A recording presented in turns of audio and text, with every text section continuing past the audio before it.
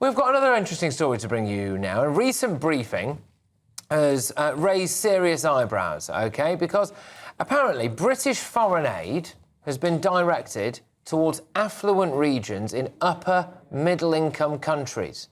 So areas that are wealthier than parts of the United Kingdom itself. And that report has come from the Institute of Economic Affairs. It has indeed. So it's titled Robin Hood in Reverse and essentially highlights instances where the UK taxpayer has funded projects in prosperous cities such as Beijing, Kuala Lumpur, Mexico City.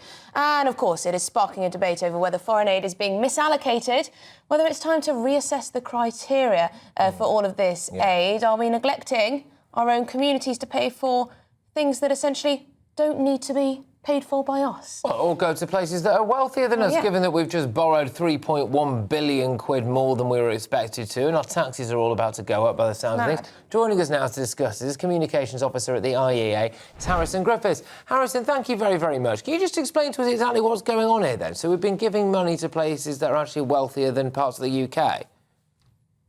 Yeah, you're absolutely right, Patrick. I mean, there are some pretty staggering findings in this paper. You've already mentioned Beijing, which is, as a whole region, richer than 4 of the regions of the UK. And it goes all the way up to Cawdos City in China, which is richer than 69 regions. It's got a GDP per capita comparable to Swansea. So this is some pretty bizarre upward redistribution of wealth from our government. I mean, that sounds quite incredible. So regions where the GDP is the same as Swansea. That's not exactly what people would think, where people would think that their aid money would be going. But I'm looking at some of the examples you have in your report. Projects include an all-female traditional Chinese opera in Shanghai, a rural crafts exhibition in Shenzhen, and a temporary cycle lane in Mexico City. Explain, if you can, Harrison, why we're doing this.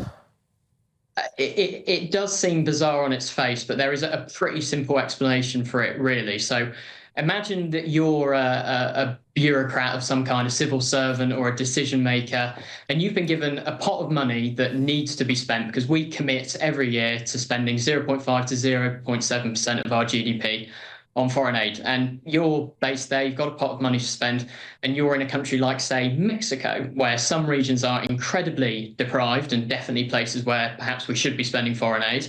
And also, you know, places like Mexico City, which are pretty affluent. Again, one of those places that's partly richer than the rest of the UK. Are you going to base yourself and are you going to base your operations in a place where the living standards are better, where the connections are better, or are you likely to go out there and go into some of, you know, the planet's, you know, most it's because our aid workers. It's because our aid workers prefer living and working and setting up projects in the more affluent areas. Fantastic. Seriously. Brilliant. Well, yes, in a lot of ways. So the law that governs this, the 2002 International Development Aid Act, basically says that ministers have an awful lot of discretion about where this money goes.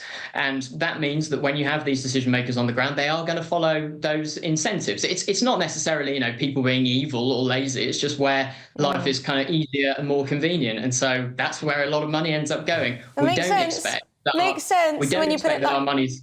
It makes sense when you put it like that, Harrison. I'm sorry, Harrison. We'll have to speak again because we have to leave it there. But great to speak to you. Harrison Griffiths, Communications Officer at the IEA. We're going to be hearing a lot more about this story. We're going to be hearing a lot more about it. We've just had that double whammy of us borrowing within 1 month of a Labour government £3.1 billion more than expected, taxes going up, pensioners suffering, etc., so that the public sector can receive whopping great big pay rises. And then this story lands about the idea that you, wonderful people watching and listening to this, have funded an all-female traditional Chinese opera in Shanghai. Fancy a trip? We may as well make the most of it. Absolutely not. It sounds like, well, they wouldn't let me in, would they? We paid for it. So... Oh, maybe the opera's all female, not the audience. I don't know. Either way, I don't care. Why can't that money go to Barnsley?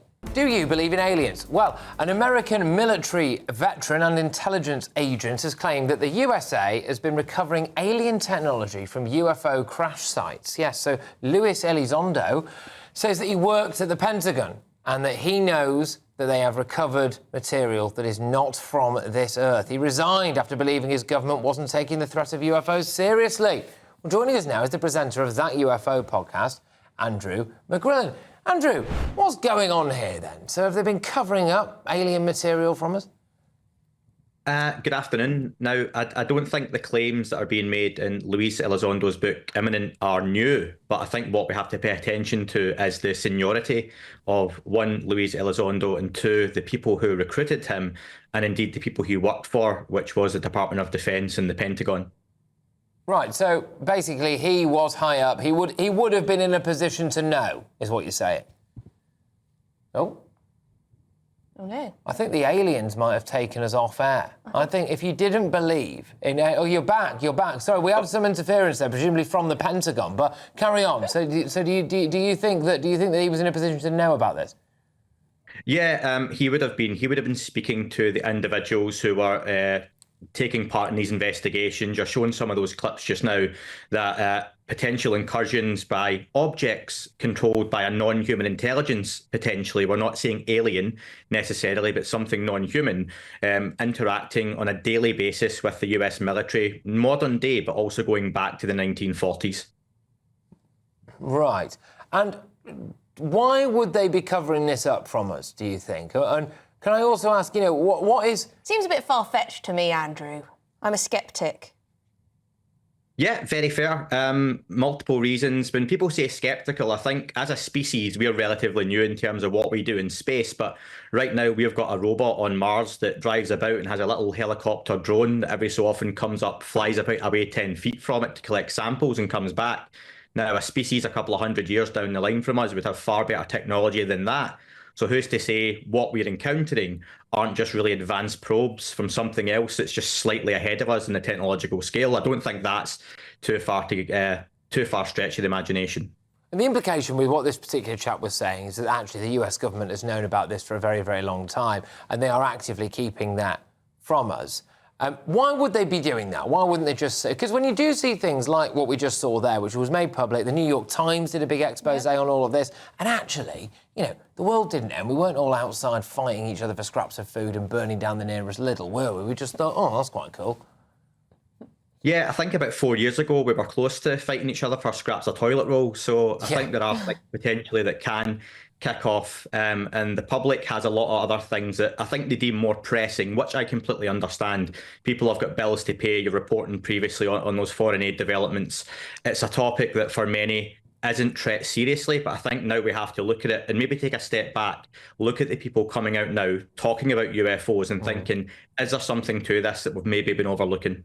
Yeah, if these people are coming out and they are more and more senior, and it's less likely that you can say, oh, you've got a tinfoil hat on and you live somewhere in, rural Texas and you've got, and you just kind of are a bit thick, basically. Then actually you have to kind of, put some credibility to it. Andrew, look, thank you very much. In case you couldn't tell, I could obviously talk to you about this for hours.